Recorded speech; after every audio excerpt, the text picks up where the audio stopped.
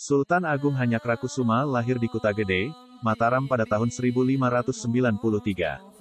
Beliau adalah putra dari Raden Mas Jolang atau Prabu Hanyakrawati atau yang lebih dikenal dengan sebutan Panembahan Sedakrapyak dengan Dia Banowati putri Pangeran Benawa Raja Pajang.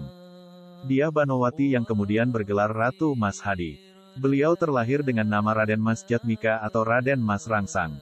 Sultan Agung Hanyakrakkusuma menikah dengan Ratu Batang dikaruniai dua putra, Arya Mataram, Sayyidin Mas Alit sedangkan dari istri-istri yang lain memiliki putra, Pangeran Demang Tanpa Nangkil Pangeran Rangga Kajiwan Raden Ayu Winongan Raden Mas Rerangin Raden Mas Salisir Raden Ayu Wegang Pangeran Baylor Pasar Raden Mas Kasliran Pangeran Tumenggung Mataram Raden Ayu Wiramantri Pangeran Haryaka Danupayan Sultan Agung Hanyakrakkusuma jika diambil dari garis kakek buyut, Kiai Ageng Pemanahan. Masih keturunan Prabu Brawijaya kelima Bre Kertabumi dengan jalur silsilah sebagai berikut, Prabu Brawijaya kelima Bre Kertabumi Bondan Kejawan atau Lembu Peteng Kiai Getas Pandawa Kiai Ageng Selo Kiai Ageng Enis Kiai Ageng Pemanahan Panembahan Senopati Raden Mas Jolang atau Prabu Hanyakrawati atau Panembahan Sedaing Krapyak Raden Mas Rangsang atau Sultan Agung Hanyakrakkusuma Sultan Agung Hanyakrakkusuma jika diambil dari garis nenek buyut, Nyai Ageng Pemanahan atau Syarifah Sabinah, beliau masih keturunan dari Rasulullah.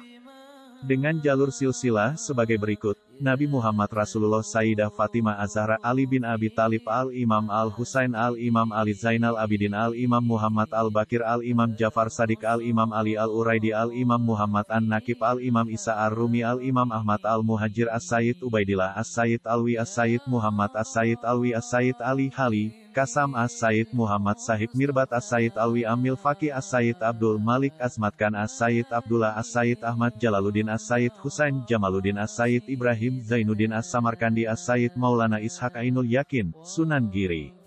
Sunan Kidul Pangeran Sobo Nyai Ageng Pemanahan atau Syarifah Sabinah Panembahan Senopati atau Danang Sutawijaya atau Danang Bagus Raden Mas Jolang atau Prabu Hanyakrawati atau Panembahan Sedaing Krapyak Raden Mas Rangsang atau Sultan Agung Hanyakrakkusuma Sultan Agung Hanyakrakkusuma jika diambil dari garis ibu beliau masih keturunan dari Rasulullah.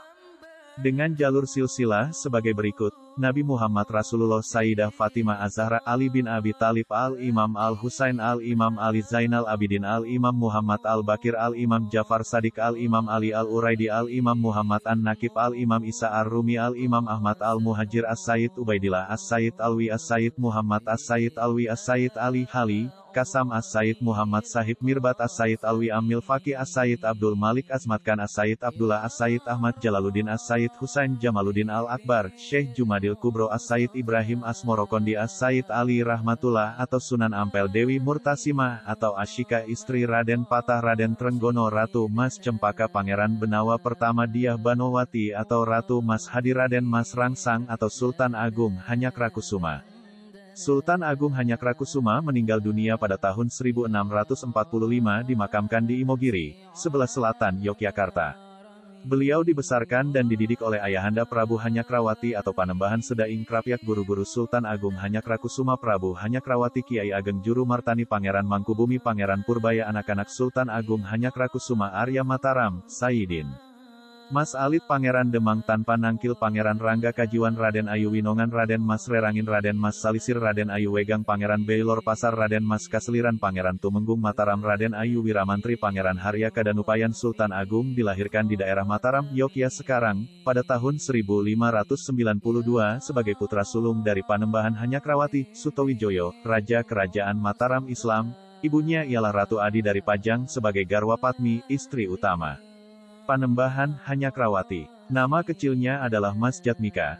Ketika beliau diangkat menjadi pangeran, beliau dijuluki Pangeran Rangsang yang artinya mempunyai watak yang penuh kemauan dan keinginan yang keras yang tak kunjung padam. Sultan Agung menurut kisahnya merupakan seorang yang memiliki tubuh yang bentuknya mengagumkan, memiliki dada yang bidang, berbadan besar, kekar dengan otot yang kuat berkat latihan militer yang teratur dan keras. Matanya yang bening memancarkan daya tarik yang khas, sikapnya tenang, berwibawa tinggi karena memiliki kebijaksanaan yang agung. Dan beliau juga terkenal dengan orang yang memiliki magnetisme pribadi yang tinggi. Hatinya lembut pada rakyat dan bawahannya tetapi pada saat yang gawat beliau mampu berubah cepat menjadi sangat keras seperti pedang baja. Karena itu dalam balai penghadapan yang penuh dengan punggawa yang tinggi, parampara kerajaan Panglima Besar, Sultan Agung nampak seperti singa jantan di tengah-tengah binatang lain. Sultan Agung ketika masih muda gemar bertapa serta mengembara.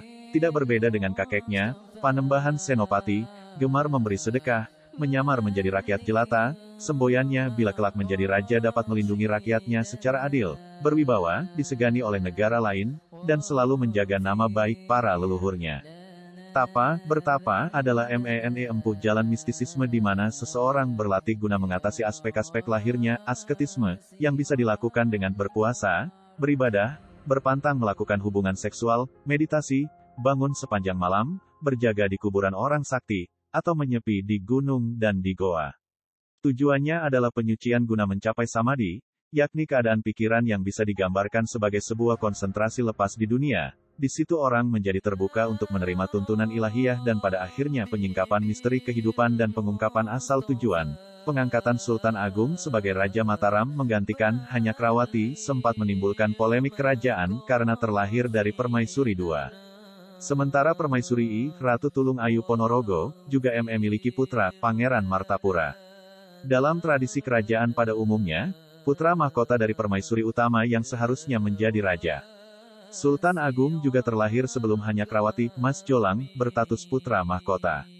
Sedangkan Martapura meski berusia 12 tahun lebih muda dari Sultan Agung, terlahir dari Permaisuri utama dan setelah Hanyakrawati menjadi raja.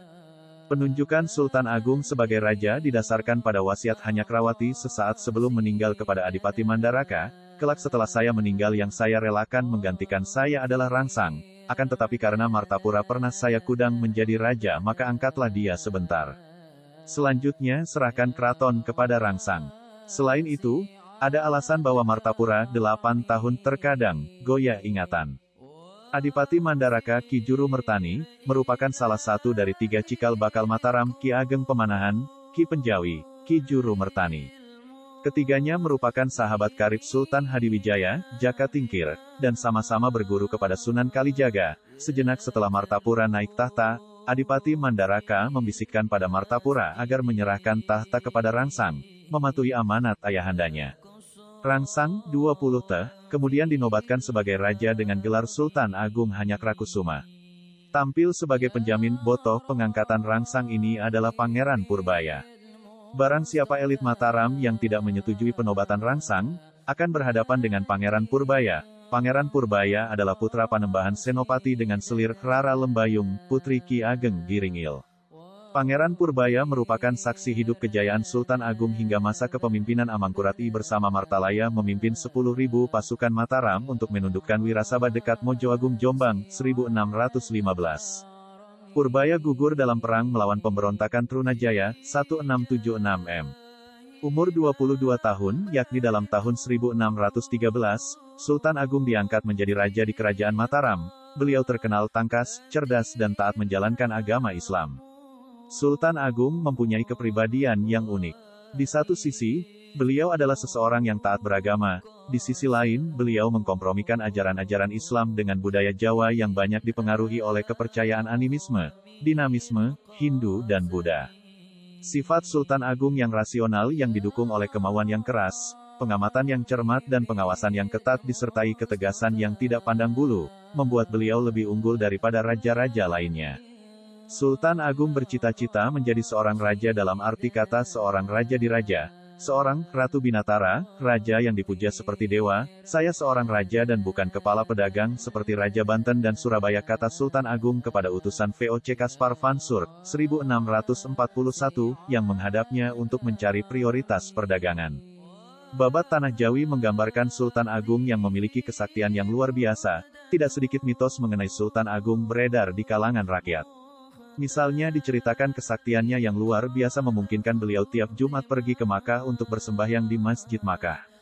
Mitos lain yang menonjolkan kesaktiannya yang luar biasa mengenai kesaktian Sultan Agung ialah ketika Sultan Agung ingin menaklukkan negara Siam Muangthai, maka ia memerintahkan tentaranya berhenti dan melarangnya untuk bertempur. Beliau seorang dirilah yang akan menaklukkan daerah Siam.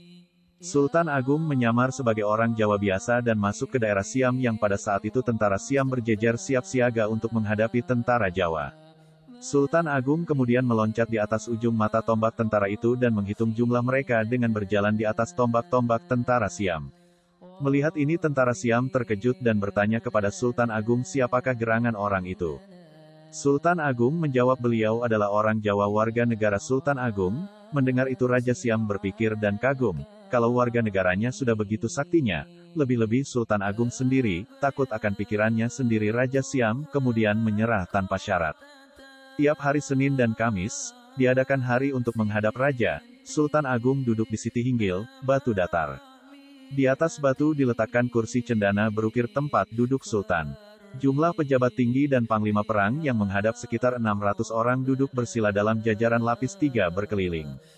Selama menerima seban pisauwanan, Sultan Agung didampingi paremparan yang terdiri dari ulama tinggi Islam. Sultan Agung memakai kain batik yang berwarna biru putih, cemengan kata orang Jawa, yang berarti tanpa soga atau warna coklat dengan sabuk yang berwarna emas dengan keris terselip di dalamnya. Pada waktu Siniwaka, Senin dan Kamis, kalau beliau berhadapan dengan pembesar-pembesar untuk memperbincangkan keadaan di negara, beliau menyelipkan kerisnya di muka dan pada kesempatan lain diselipkan di belakang. Baju Sultan Agung terbuat dari bludru hitam berkembang emas. Mungkin sekali baju ini berbentuk surjan, baju yang sekarang masih dipakai orang laki-laki di Yogyakarta. Sultan Agung memakai sebuah kopiah putih di kepalanya yang terbuat dari kain putih, kuluk namanya. Suatu tanda pembesar Islam, kuluk semacam ini hanya dipakai dalam acara resmi. Dari cara berpakaiannya Sultan Agung sebagai pembesar kerajaan dapat dikatakan bahwa lingkungan di Mataram pada saat itu telah Islami, seperti kuluk yang merupakan tanda bahwa orang yang memakainya seorang pembesar Islam. Kehidupan dalam istana berlangsung menurut aturan tertentu. Pada hari Jumat mereka juga harus hadir untuk bersama-sama Raja pergi ke masjid pukul 9 pagi. Pada Sabtu sore mereka sudah diwajibkan harus tampil di alun-alun dengan menunggang kuda untuk ikut serta dalam permainan tombak. Penampilan Raja pada hari Senin dan Kamis dalam cerita lisan Jawa selalu diceritakan dengan agak terperinci, karena ada kaitannya dengan suatu upacara yang dilaksanakan dengan hikmat. Perlawanan Sultan Agung terhadap VOC di Batavia dilakukan pada tahun 1628 dan 1629. Perlawanan tersebut disebabkan oleh beberapa hal, yaitu, Sultan Agung menyadari bahwa kehadiran kompeni Belanda di Batavia dapat membahayakan kesatuan negara yang dalam hal ini terutama Pulau Jawa. Pihak Belanda telah melakukan apa yang telah diperingatkan oleh Sultan Agung agar tidak mereka lakukan, yakni mereka telah merebut suatu bagian Pulau Jawa yang ingin diperintahnya sendiri sebagai penguasa tunggal. Padahal, sejak awal Sultan Agung telah memperingatkan kepada pihak Belanda bahwa persahabatan yang sama-sama mereka inginkan tidak akan mungkin terlaksana apabila VOC berusaha merebut tanah Jawa. Hal itu disebabkan karena pola pemerintahan Sultan Agung adalah beliau tidak pernah mau berkompromi dengan Belanda atau penjajah lainnya. Prinsip Mataram yang diembannya adalah bagaimanapun Belanda tidak boleh unggul di atas Mataram. Sementara itu, di bidang kerjasama perdagangan misalnya, sejauh masih tetap menguntungkan Mataram, Sultan Agung masih memberikan kelonggaran kepada Belanda. Oleh sebab itu, Jayakarta, Batavia, diserbu Sultan Agung pada masa pemerintahannya. Sultan Agung sempat mengajukan beberapa tawaran kepada VOC, tetapi ditolak. Pada tahun 1621, personel VOC yang ditawan dipulangkan ke Batavia beserta pengiriman beras. VOC mengirimkan perutusan-perutusannya kepada Sultan Agung pada tahun 1622, 1623, dan tahun 1624, tetapi permintaan Sultan Agung akan bantuan Angkatan Laut VOC dalam rangka melawan Surabaya, Banten, maupun Banjarmasin ditolak oleh pihak VOC. Karena VOC tidak bersedia memberikan bantuan Angkatan Laut kepadanya, maka tidak ada satu alasan pun bagi Sultan Agung untuk membiarkan kehadiran mereka di Pulau Jawa. Bagi Sultan Agung, Batavia merupakan kota yang dapat merugikan kerajaannya. Hubungan antara Mataram dan Malaka dipersukar oleh Batavia. Sultan Agung menganggap bahwa hanya ada satu cara untuk melepaskan diri dari Batavia, yaitu dengan menghancurkan kota tersebut.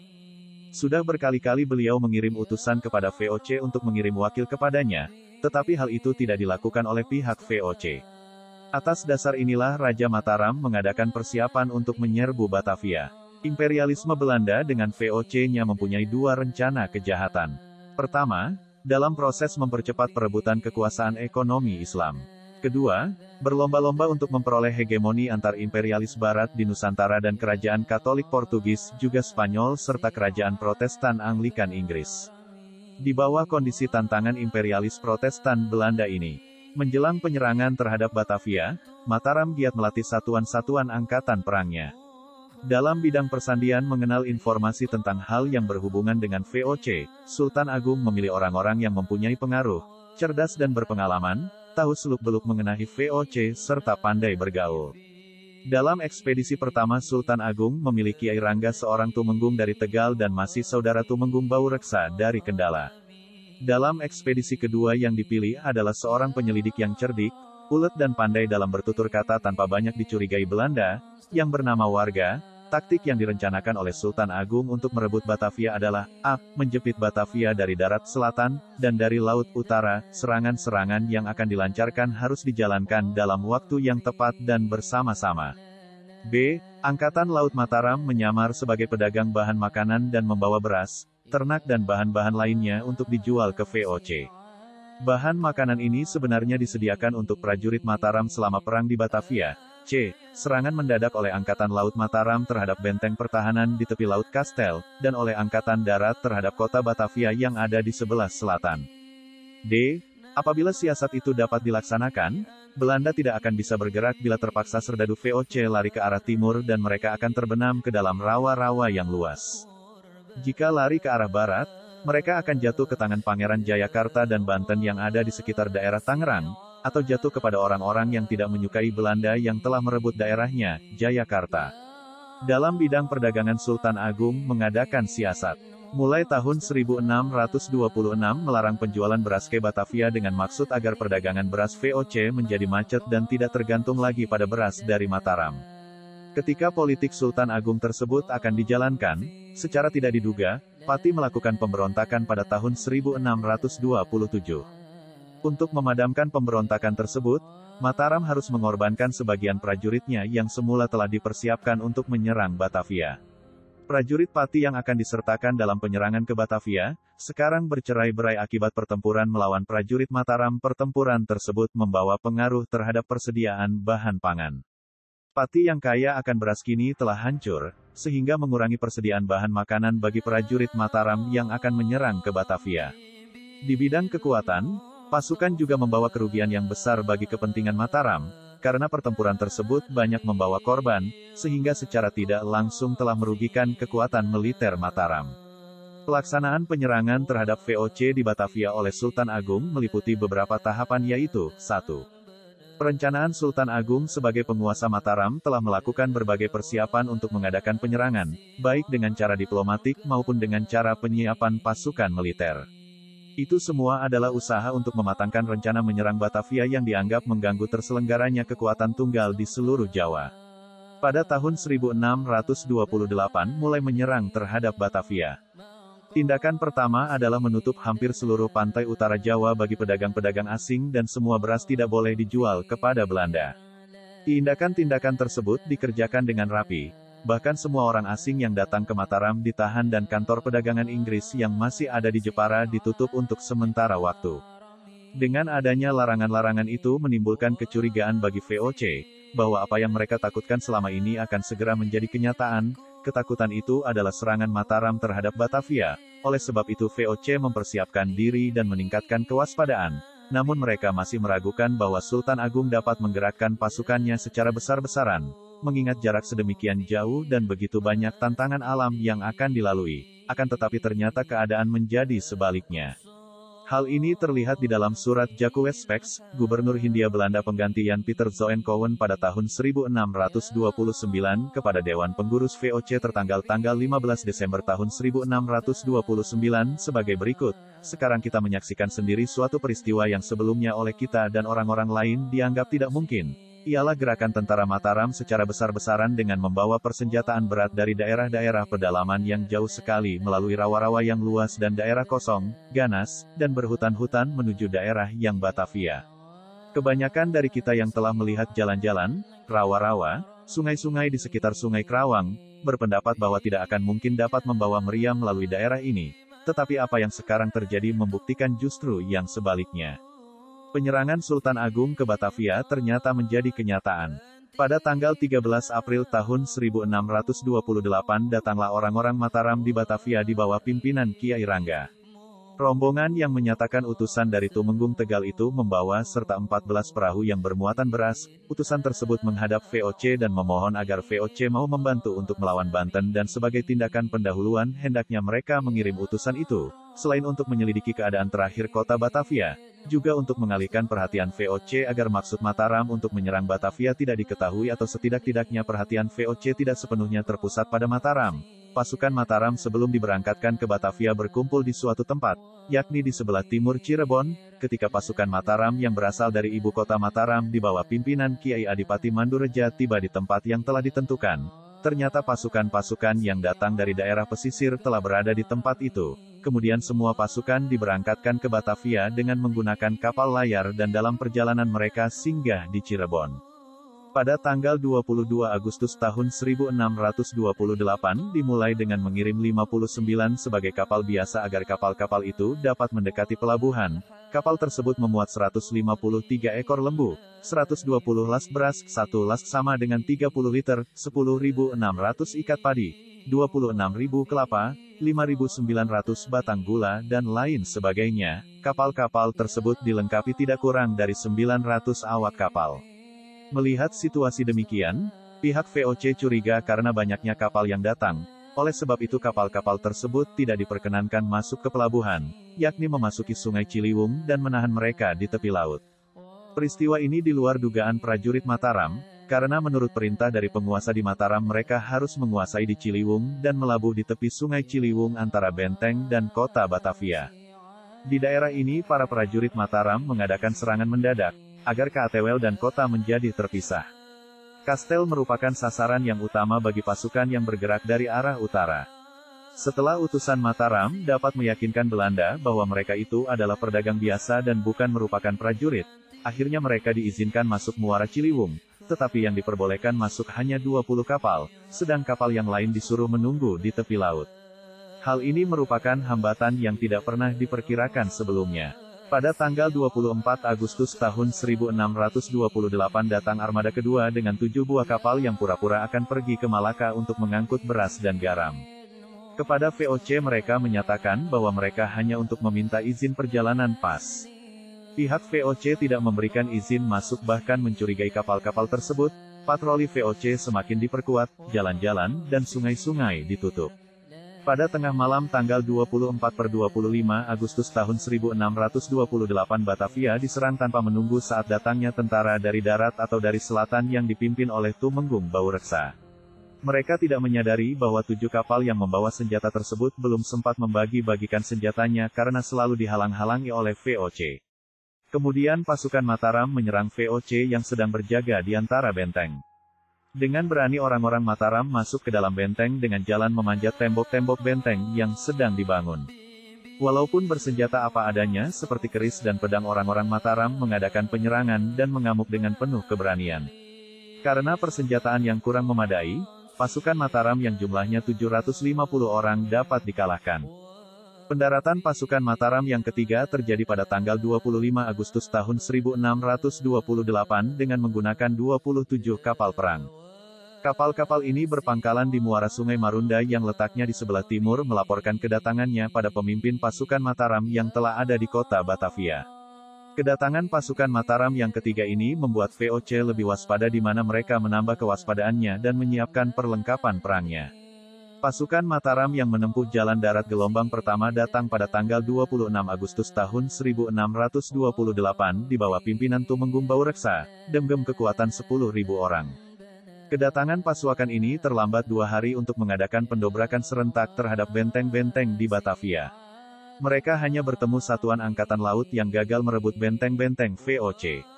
Serangan pertama yang dilakukan oleh pasukan Mataram di bawah pimpinan Tumenggung Baureksa terjadi pada tanggal 27 Agustus tahun 1628 malam hari dengan sasaran benteng Hollandia.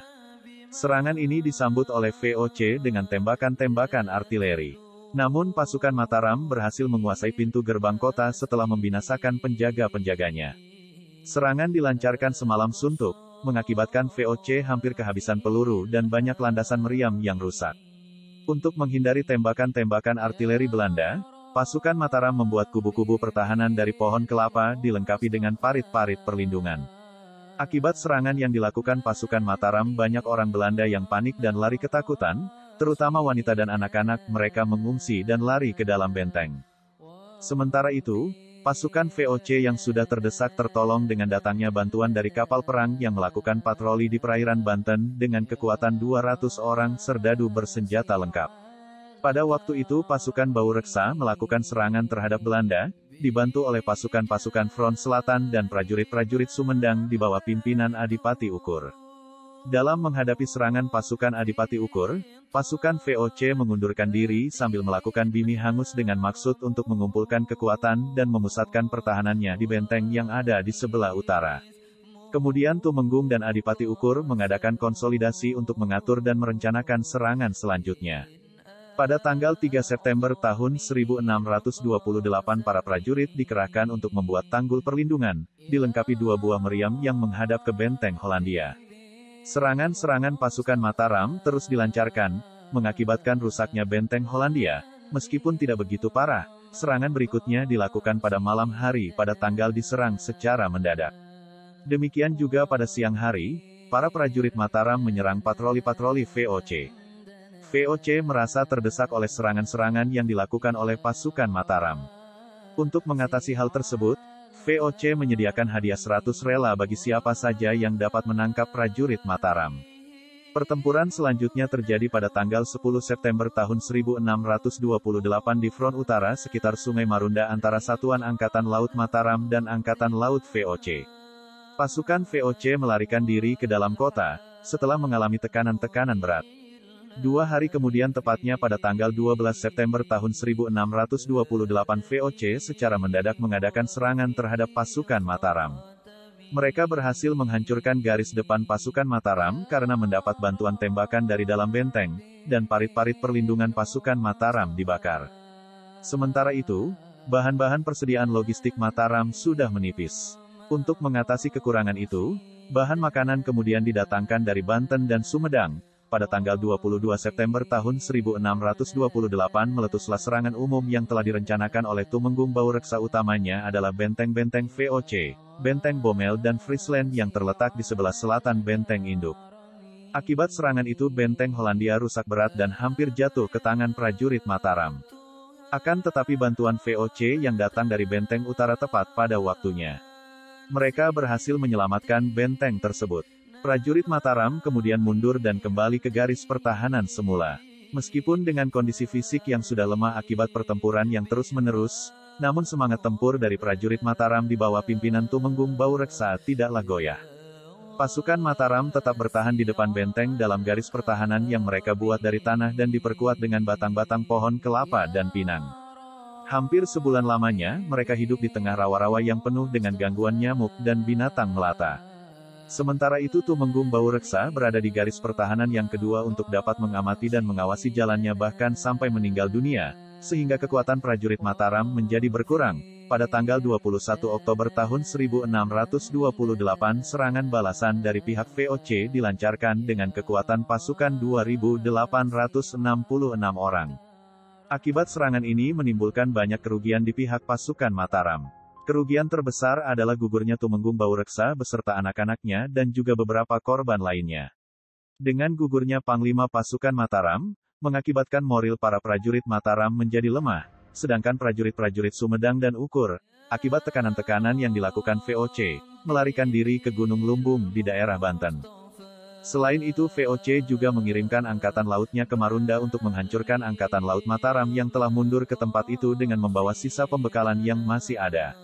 Dengan dihancurkannya Angkatan Laut Mataram, hilang pula persediaan makan yang ada bersama hancurnya kapal-kapal yang digunakan untuk mengangkut beras. Pada tanggal 22 Oktober tahun 1628 datanglah pasukan Mataram yang menggunakan jalan darat gelombang kedua, dengan maksud untuk membantu pasukan Mataram yang ada di Batavia di bawah pimpinan Sura Agul, Kiai Adipati Mandureja dan Kiai Adipati Upasanta. Begitu sampai di Batavia mereka langsung menghadap pasukan VOC yang akan menyerang dan menghancurkan pertahanan pasukan Mataram di luar kota dengan kekuatan yang tinggal 1.000 orang. Karena tidak mengira ada kekuatan Mataram yang baru saja tiba, rencana penyerangan VOC menjadi berantakan dan kembali ke kota. Pasukan Sura Agul mengejar sampai di gerbang pintu kota. Kemudian mundur kembali ke pertahanan Mataram yang berada di sebelah selatan sungai. Dalam usaha selanjutnya untuk menghancurkan VOC, pasukan Mataram membendung Sungai Ciliwung. Jalan ini ditempuh berdasarkan pengalaman pada tahun 1625. Pada waktu itu pasukan Mataram mengepung dan mengalahkan Surabaya dengan jalan mengepung Sungai Mas. Namun usaha tersebut gagal karena musim hujan sudah tiba pada tanggal 15 November tahun 1928. Kiai Adipati Mandureja dan Kiai Upasanta diperintahkan oleh Surah Agul untuk melancarkan serangan terhadap benteng Hollandia dan merebutnya. Kepada kedua orang senopati itu diberikan 400 orang prajurit terpilih. Mereka harus menyerbu dan mengamuk di benteng Hollandia sampai ke titik darah penghabisan seperti yang pernah dijalankan oleh 400 orang prajurit Madura di dalam barisan Mataram dulu. Dalam serangan ke Batavia, tahap pertama pasukan Mataram mengalami kegagalan. Namun hal itu tidaklah mematahkan semangat maupun kehendak Sultan Agung untuk merebut Batavia dan mengusir Belanda. Kegagalan penyerangan ke Batavia terdahulu karena kurangnya persediaan bahan pangan bagi pasukannya dan kalah dalam persenjataan juga disebabkan oleh serangan pasukan Mataram yang tidak bersamaan. Untuk mengatasi kelemahan-kelemahan tersebut, dalam serangan kedua Sultan Agung harus menyediakan bahan pangan sebagai persediaan logistik dalam jumlah yang mencukupi. Oleh karena itu dibuatlah lubang-lubang persediaan bahan makan di Tegal dan di Gabang Cirebon untuk memperkuat persenjataan akan dibawa meriam-meriam dari Mataram. Sedang untuk mengelabui dan menyakini kekuatan dan posisi musuh, Sultan Agung mengutus orang yang bernama Warga dan beserta pengikut-pengikutnya. Tugasnya sebagai mata-mata dengan alasan ke Batavia untuk meminta kebebasan berdagang dan memintakan ampun terhadap Belanda karena terjadi serangan pada tahun sebelumnya. Namun rombongan yang dipimpin Warga itu mengundang kecurigaan VOC. Setibanya di Batavia, mereka ditangkap. Dengan ditangkapnya Warga, pihak VOC dapat memperoleh data mengenai rencana Sultan Agung untuk menyerang Batavia yang kedua, termasuk tempat penyimpanan bahan pangan di Tegal dan Cirebon. Bocornya rencana Mataram menyerang Batavia, karena salah satu anak buah Warga ada yang berkhianat, memberikan informasi mengenai keadaan dan rencana Mataram. Berdasarkan keterangan yang diperoleh, VOC memerintahkan pasukannya untuk merusak dan membakar lumbung persediaan bahan pangan tersebut. Pada tanggal 4 Juli tahun 1629 pasukan VOC berhasil memusnahkan persediaan bahan pangan di Tegal dan beberapa minggu kemudian di Cirebon. Keberangkatan pasukan Mataram ke Batavia gelombang pertama terjadi pada akhir bulan Mei tahun 1629 dan gelombang kedua pada tanggal 20 Juni tahun 1629 dengan membawa pasukan berkuda, gajah-gajah dengan bendera-bendera payung-payung kebesaran untuk panglima-panglima yang terdiri atas bangsawan tinggi keluarga raja seperti Pangeran Puger. Mengenai jumlah pasukan yang diberangkatkan ke Batavia dalam beberapa sumber ditulis agak berbeda, tetapi dapat ditafsirkan bahwa tidak lebih dari 25.000 orang. Dan senjata-senjata berat yang dibawa telah diberangkatkan lebih dahulu kira-kira pada bulan sebelumnya, Mei tahun 1629. Pada tanggal 13 Agustus tahun 1629, hampir seluruh pasukan Mataram sudah tiba di daerah Batavia. Mereka membuat pertahanannya di sebelah selatan dan sebelah barat Sungai Ciliwung, serta di sebelah timur kota. Pertahanan yang ada di sebelah barat dipimpin oleh Pangeran Purbaya sedang Patih Singaranu diperbantukan pada Pangeran Juminah. Serangan pasukan Mataram sebenarnya sudah dimulai sejak tanggal 22 Agustus tahun 1629 dan sasarannya diarahkan pada benteng-benteng Paarel, Hollandia, Robin, Xavier dan Diaman. Benteng tersebut dikepung rapat-rapat secara bersaf oleh pasukan Mataram. Pihak VOC sudah tahu akan adanya serangan dari pihak Mataram dan mereka mengadakan persiapan-persiapan pertahanan kota. Benteng-benteng dipasangi dengan meriam-meriam berkaliber besar, juga pintu-pintu untuk menyelamatkan diri dibangun dan diperbaiki serta kesiapan pasukan Mataram secara mendadak. Pada tanggal 8 September tahun 1629, Mataram membuat parit-parit yang dilindungi dengan tanggul-tanggul. Pembuatan parit-parit tersebut sampai mendekati benteng Hollandia. Pada tanggal 12 September tahun 1629 pasukan Mataram menyerang Braban dengan cara memanjat tembok-tembok benteng dengan menggunakan tangga-tangga. Akan tetapi pasukan Mataram dapat dipaksa mundur oleh pasukan VOC, meskipun sebenarnya hampir berhasil memasuki pertahanan VOC. Pada tanggal 14 dan tanggal 15 September tahun 1629, datang prajurit Mataram yang membawa senjata berat dan ditempatkan pada pertahanan sebelah timur, selatan dan barat. Tempat-tempat pemasangan meriam tersebut dibuat sedekat-dekatnya bangunan pertahanan paling luar pihak Belanda. Dengan datangnya meriam tersebut semangat prajurit Mataram menjadi berkobar kembali, meskipun dalam keadaan fisik yang sudah memprihatinkan karena para prajurit banyak yang kekurangan makan. Dengan perbekalan yang semakin menipis, bencana kelaparan bagi para prajurit Mataram nyaris menjadi kenyataan, ditambah musim penghujan yang melanda Batavia. Maka diputuskan untuk mengadakan serangan yang terakhir dengan mengerahkan segala tenaga yang masih tersisa. Serangan ini dilakukan pada tanggal 29 September tahun 1629 dengan pusat sasaran serangan adalah Benteng Utrecht di bagian timur Batavia. Karena keadaan fisik dan semangat juang yang sudah merosot, serangan prajurit Mataram tidak membawa hasil. Hal ini dapat dibuktikan dari serangan VOC tanggal 1 Oktober tahun 1629, prajurit Mataram dipukul mundur dan sudah tidak dapat melawan lagi. Melihat kondisi pasukan yang sudah lemah dan tidak mungkin lagi untuk mengadakan serangan balasan, maka pada tanggal 7 Oktober tahun 1629 Sultan Agung memutuskan untuk menarik mundur pasukan dan kembali ke Mataram. Pada dasarnya, pasukan Mataram berhasil merebut benteng Hollandia, tetapi pasukan Sultan Agung tidak berhasil mempertahankan benteng itu karena bahaya kelaparan yang melanda. Meskipun cita-cita Sultan Agung untuk mengusir VOC dari Batavia tidak tercapai walaupun dengan cara mengerahkan semua pasukannya, minimal tekad dan semangat untuk mengusir VOC telah dibuktikannya melalui usaha penyerangan-penyerangan ke Batavia. Bahkan sampai wafatnya pun pada tahun 1645 Sultan Agung tetap tidak mau berdamai dengan VOC meskipun ada tawaran itu. Dari masa ke masa, Sultan Agung terus mengasah kemampuan yang ada dan terus membekali diri dengan pendidikan agama. Sehingga tidak heran jika kerajaan Mataram Islam terlihat lebih kental keislamannya, karena dipimpin oleh seorang pemimpin yang tegas, berwibawa dan kuat ilmu agamanya. Dari awal mula sampai akhir dari pemerintahannya di Pulau Jawa khususnya di Kerajaan Mataram, Sultan Agung memberikan warna tersendiri dan memberikan penyegaran kembali bagaimana sulitnya dalam memperebut kebebasan.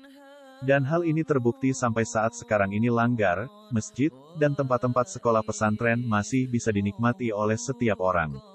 Peranan Sultan Agung dalam bidang pendidikan yaitu terdapatnya lembaga-lembaga pendidikan yang berupa langgar, pengajian, pondok-pondok pesantren yang menjadi pusat islamisasi yang sangat efektif. Dalam bidang politik, Sultan Agung memiliki andil besar dalam usaha mengembangkan agama Islam yaitu melalui ekspedisi-ekspedisinya. Sultan Agung menaklukkan pusat-pusat pengajaran Islam di pesisir utara Jawa seperti Pasuruan, Tuban, Surabaya, Pati dan Giri. Bidang ekonomi merupakan bidang yang sangat menentukan dalam kelangsungan dan kejayaan suatu negara atau kerajaan. Di mana proses penyebaran Islam yang dilakukan oleh para pedagang menyebabkan munculnya asumsi-asumsi teoritis akan adanya hubungan antara pasar pedagang dan masjid dai. Sosial budaya merupakan bidang yang banyak memberikan perkembangan peradaban sehingga menjadikan tingkat peradaban kerajaan Mataram Islam lebih tinggi dan maju. Sultan Agung melakukan islamisasi dengan budaya dengan jalan menciptakan budaya baru yang bernuansa Islam walaupun masih terlihat unsur-unsur budaya lokal yang dipengaruhi oleh kepercayaan-kepercayaan lama. Di antara budaya yang diciptakan Sultan Agung yang bernuansa Islam yang paling monumental dan masih ada sampai sekarang adalah penciptaan kalender Jawa dan tradisi Garebeg, yaitu memperingati lahirnya Nabi Muhammad atau Maulid Nabi. Untuk mengurangi sengketa antar paham, syiar kejawen yang merupakan perpaduan kebudayaan asli, Hindu, Buddha, dan Islam digalakkan. Untuk meningkatkan kebudayaan bangsa telah diterbitkan Kitab Serat Sastra Gending, Filsafat Jawa tentang Budi Pekerti Luhur, Kitab Serat Niti Praja, tentang moralitas dan kewajiban penguasa, etika hubungan bawahan atasan, rakyat pemerintah, serta Serat Kekiasaning Pangracutan, pedoman perilaku yang baik untuk menghadapi kematian, 1641. Demikian pula Pendadaran Bedaya Ketawang, sebuah tarian seremonial dan disakralkan yang dipentaskan saat Raja baru bertahta atau pada ulang tahun penobatannya. Dalam memajukan Islam, Sultan Agung selalu salat Jumat bersama rakyat di Masjid Agung. Raja juga melahirkan karya besar, kalender Jawa yang merubah sistem Syamsiyah Tarikh Hedar Matahari, dipakai dalam kalender Saka dan kalender Masehi, Kekomariah Tarikh Hedar Bulan, dipakai dalam kalender Hijriyah. Pergantian kalender Saka, paduan Jawa asli dan Hindu, menjadi kalender Jawa, paduan Hindu Jawa dan Islam, terjadi mulai 1 Surat tahun Alif 1555, tepat tanggal 1 Muharram 1043 Hijriah, hari Jumat Legi atau tanggal 8 Juli tahun 1633 Masehi. Dengan perubahan ini maka Hari Raya Islam, Maulid Nabi, Idul Fitri, dan Idul Adha, yang dirayakan setiap tahun di Keraton Mataram, disebut Grebek Maulud, Grebek Pasa, Grebek Besar, dapat dilaksanakan pada hari dan tanggal sesuai dengan ketentuan dalam kalender Hijriah. Ada beberapa perbedaan antara kalender Jawa dan kalender Hijriah, yaitu kalender Jawa mengenal tahun Wastu, tahun pendek, bulan berumur 29 hari, dan tahun Wuntu, tahun panjang, bulan berumur 30 hari.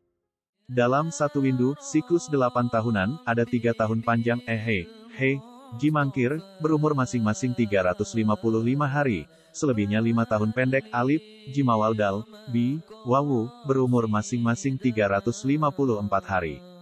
Kalender Jawa disebut kalender Kurup, dari bahasa Arab, huruf, karena nama-nama tahunnya berawalan huruf Arab Alif, Jimawal J, Wawu, Jimakir. Pada permulaan kalender Jawa, 1 Sura, tahun Alif 1555 jatuh pada hari Jumat Legi, disebut Kurup Jamengiyah. Kurup itu berubah setelah 120 tahun.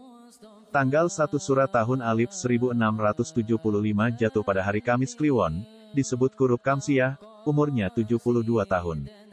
Tanggal 1 Sura Tadotbun Alif 1747 jatuh pada hari Selasa Pon, disebut Kurup Sa'a Sangiyah.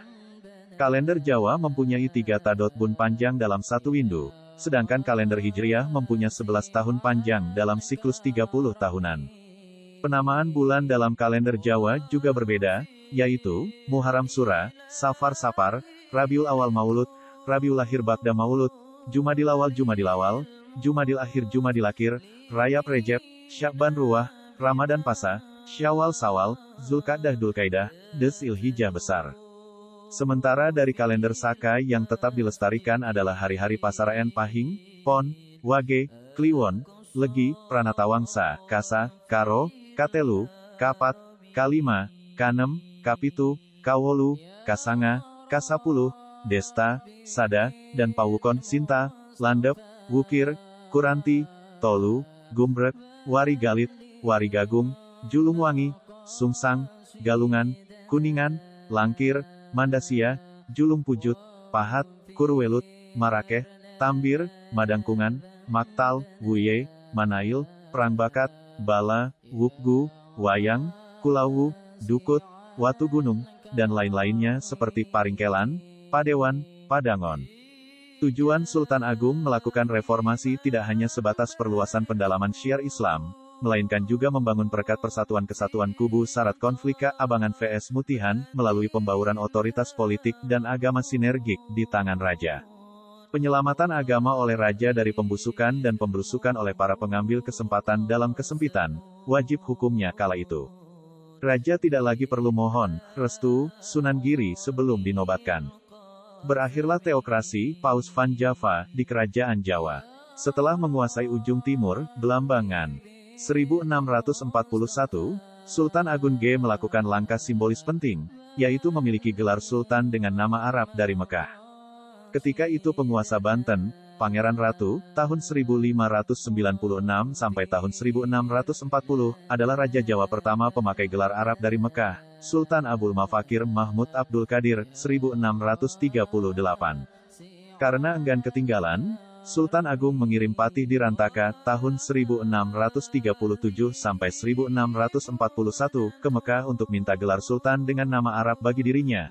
Namun gagal, tak diketahui bagaimana utusan Mataram akhirnya bisa sampai ke Mekah sehingga Sultan Agung mendapat gelar Sultan Muhammad Maulana Matarani, 1641. Atas kewibawaan, kesatuan, kecerdasan, memiliki wawasan yang luas dan disertai dengan pendirian yang kuat, Sultan Agung mulai dari masa pemerintahannya pada Kerajaan Mataram, sampai ia wafat memiliki integritas yang tinggi, dan mendapat tempat tersendiri di hati rakyatnya, dan sekaligus merupakan panutan bagi generasi penerusnya. Dengan bukunya Sastra Gending dan Serat Nitip Raja, Sultan Agung bermaksud menegakkan ideologi negara dan untuk itu membuat dirinya sendiri menjadi suri tauladan bagi seluruh rakyat Mataram yang dipimpinnya, baik dalam kedudukannya sebagai kepala negara maupun sebagai pemimpin agama. Negara memerlukan hukum yang menjadi tulang punggung pemerintahan, karena itu Sultan Agung melakukan pembaharuan dalam bidang hukum dan undang-undang, bahkan juga membina mahkamah pengadilan. Sebuah buku undang-undang telah ditulisnya sendiri dengan judul Surya Alam, artinya matahari dunia, dan dalam buku ini disusun undang-undang pidana dan perdata bagi Kerajaan Mataram. Dengan menggunakan hukum Nusantara, yang telah berlaku sejak zaman Majapahit tetapi sudah disesuaikan dengan hukum Islam, misalnya mengenai hukum perkawinan dan hukum warisan, di samping itu hukum adat juga dihormati Sultan Agung. Mahkamah Pengadilan juga diperbaharui, dengan didudukkannya pada setiap sidang pengadilan ulama-ulama senior Islam yang dipilih sebagai anggota hakim.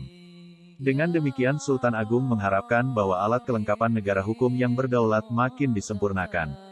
Menyadari bahwa tugas keprajuritan sebagai negara sangat penting, meneruskan tradisi zaman silam sejak Majapahit, semua penduduk dikenakan wajib militer bagi mereka yang memenuhi syarat di sudut-sudut kota Kertap Mataram, ada gong yang bila dipukul dengan irama tertentu, maka dalam tempo hanya 6 jam alun-alun kota Kerta akan dipenuhi oleh 200.000 pasukan lengkap dengan senjata siap tempur. Setiap desa di kawasan Mataram, sedikitnya harus memiliki 100 prajurit dan kepala desa harus merangkap menjadi komandan seksi, penatus pemimpin dari 100 prajurit. Tiap kecamatan harus memiliki 1.000 prajurit tanggung dan kepala camat merangkap sebagai komandan penewu. Pasukan khusus yang bertugas mengawal keamanan keraton disebut Wiraraja Pengawal Raja. Dalam pasukan ini terdapat pasukan Singasari, pengawal khusus Kaputren. Prajurit keamanan yang sesungguhnya adalah Wirasinga, pasukan tempur yang bertugas melawan musuh yang menyerbu atau menyerang musuh di luar negara. Pasukan Wirasinga dibantu oleh pasukan-pasukan cadangan yang disebut Wiratani, yakni pasukan dari kalangan penduduk desa yang dipimpin penatus atau penewu.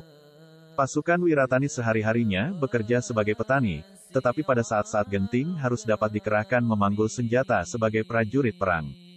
Pendek kata, pada masa Sultan Agung, tiap kepala pemerintahan, baik pusat maupun daerah provinsi, kabupaten, kecamatan dan desa, wajib memiliki kualitas, kemampuan, sebagai panglima perang. Masyarakat agraris feodalistik dipandang melahirkan petani ksatria tangguh, lebih utama dibandingkan pedagang yang merkurial. Sultan Agung menempatkan agronomi sebagai fondasi kesejahteraan ketahanan, karenanya penguasaan dan pengusahaan tanah luas menjadi prasyarat utama. Masyarakat agraris feodalistik dipandang melahirkan petani ksatria tangguh, lebih utama dibandingkan pedagang yang merkurial.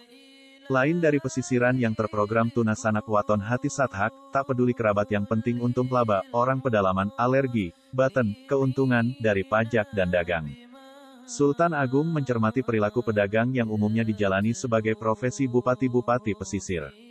Para bupati yang juragan itu harus ditundukkan karena dianggapnya mereka telah terbawa arus kehidupan selfish hedonistis.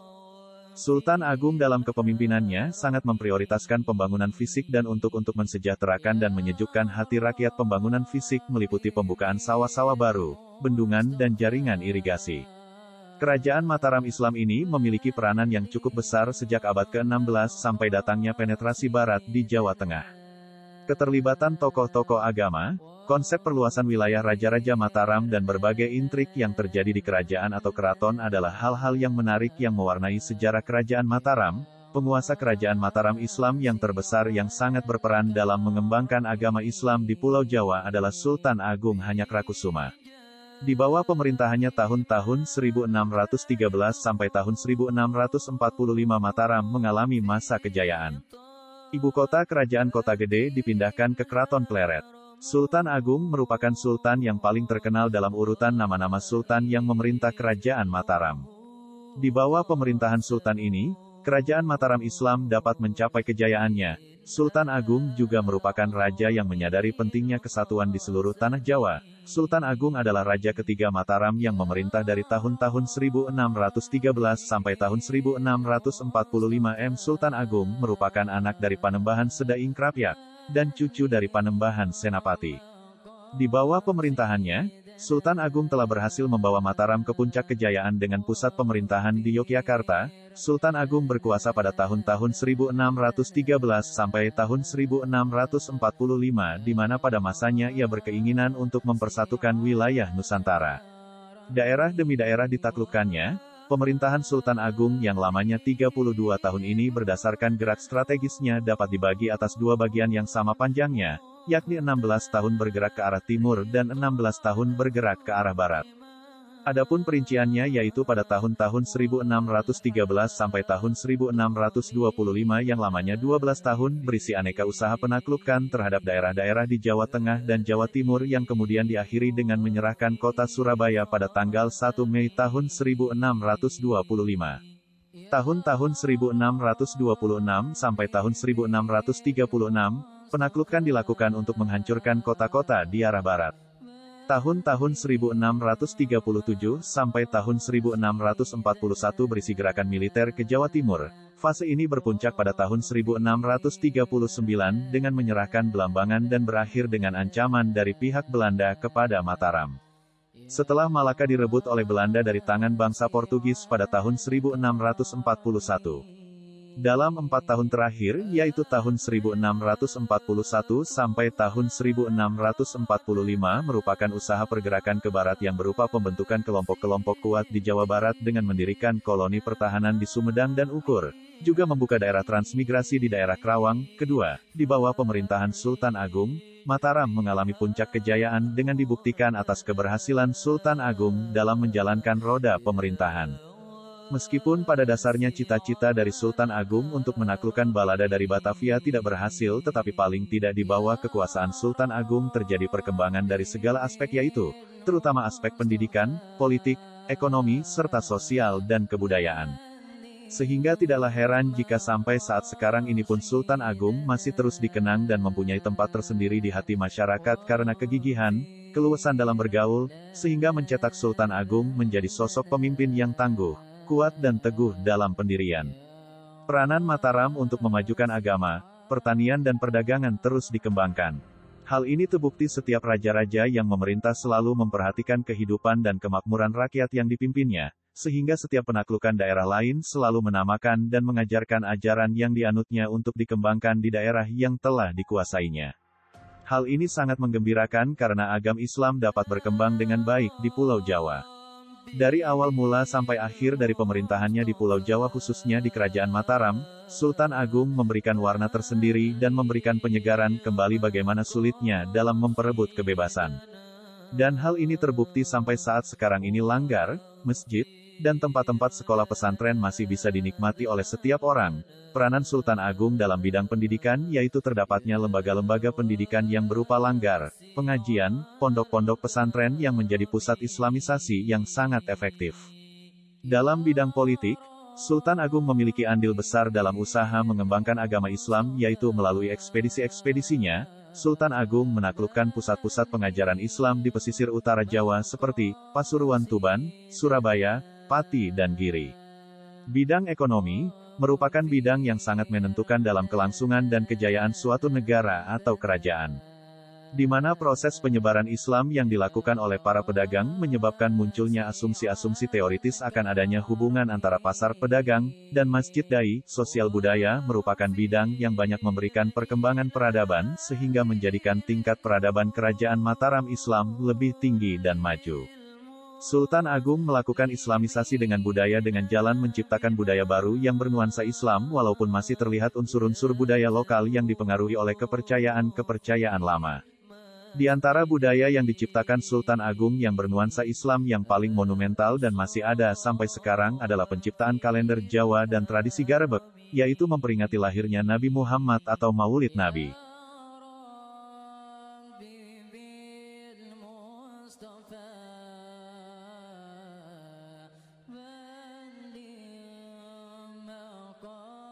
See